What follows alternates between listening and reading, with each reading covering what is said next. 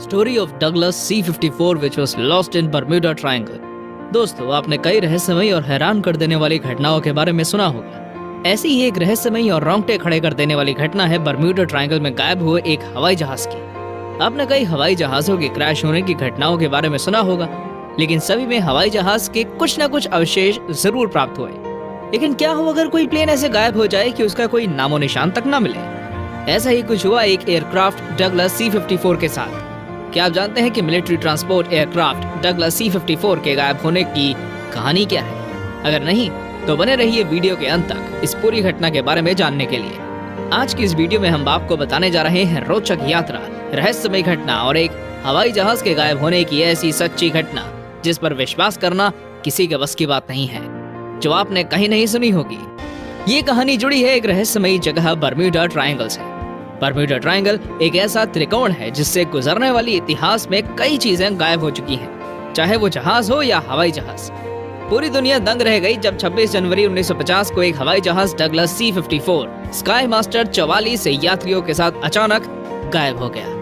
ये घटना है 26 जनवरी 1950 की, मतलब उसी दिन की जब हमारे देश में संविधान लागू हुआ था। जब हवाई जहाज डगलस C-54 ने 44 यात्रियों के साथ अलास्का से मोंटाना की ओर उड़ान भरी। इस प्लेन में 36 यात्री मौजूद थे, जिसमें से 2 नागरिक मौजूद थे। ये फ्लाइट अलास्का के एंकरेज से मोंटाना के ग्रेट फॉल्स की ओर उड़ी थी, जो तकरीबन 2 घंटे की थी। फ्लाइट की शुरुआत एक साधारण रूप से हुई। सफर की शुरुआत में कुछ भी असाधारण नहीं लग रहा था। कंट्रोल रूम का प्लेन पर पूरा नियंत्रण था। सभी यात्री आराम से बैठे हुए थे।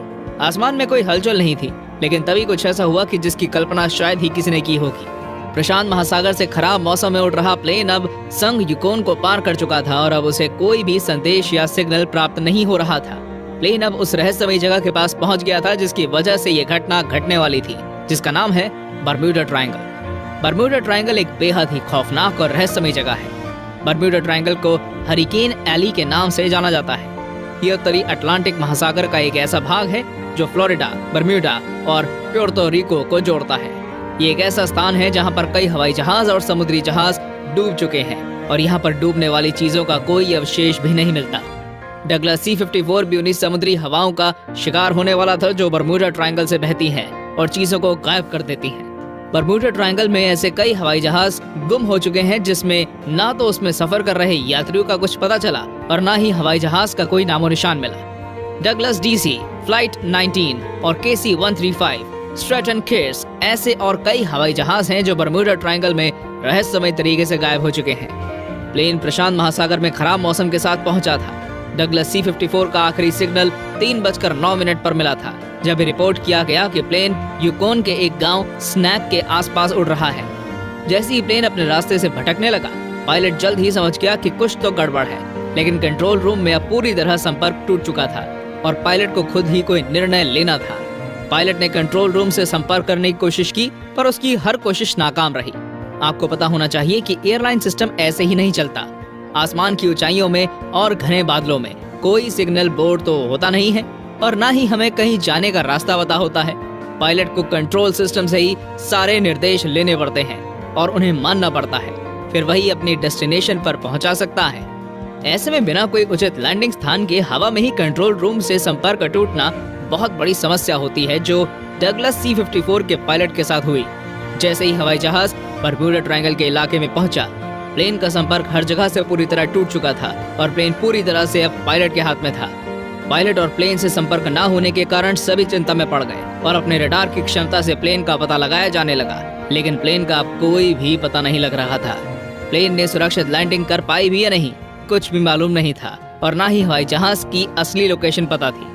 ऐसे में बिना किसी ठोस जानकारी के डगलस का पता लगाना बेहद मुश्किल था और वही हुआ। लेकिन फिर भी लोग आश्चर्यचकित हो गए कि इतना बड़ा मिलिट्री एयरक्राफ्ट आखिर बिना कोई अवशेष के कैसे गायब हो सकता है। प्लेन को पहले तो बहुत ढूंढा गया, हर जगह तलाश की गई, पर प्लेन का कोई भी पता नहीं चला। डगलस C-54 एक क्लासिक मिलिट्री ट्रांसपोर्ट था। वो कोई साधारण हवाई जहाज नहीं था, बल्कि एक 100 फीट लंबा हवाई जहाज था जो इस तरह गायब हो जाएगा ऐसा किसी ने भी नहीं सोचा होगा। डगलस C-54 अब उसी बर्म्यूडा ट्रायंगल के आसपास था जहां कई रहस्यमयी घटनाएं घट चुकी थी।